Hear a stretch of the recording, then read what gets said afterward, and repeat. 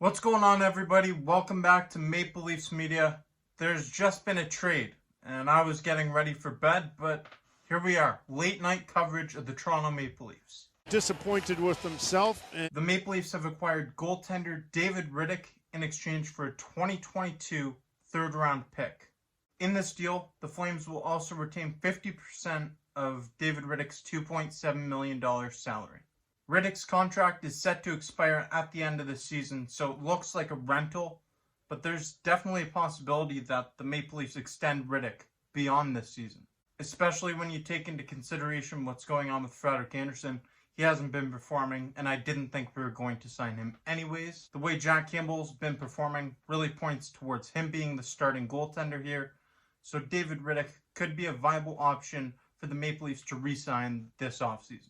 But as of right now, David Rittich is a nice, solid addition to this goaltending depth chart as he comes in and he will be the number 2 goalie as of right now with Frederik Andersen on the long-term injured reserve.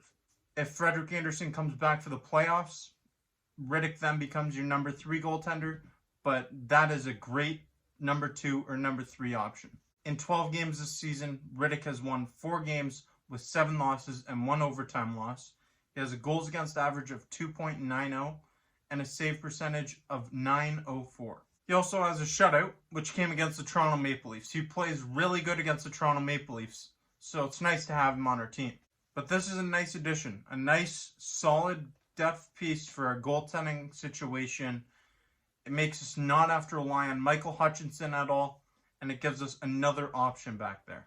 If Jack Campbell or Frederik Andersen goes down with injury again, we have David Rittich, an experienced veteran goaltender, to come in and fill the void.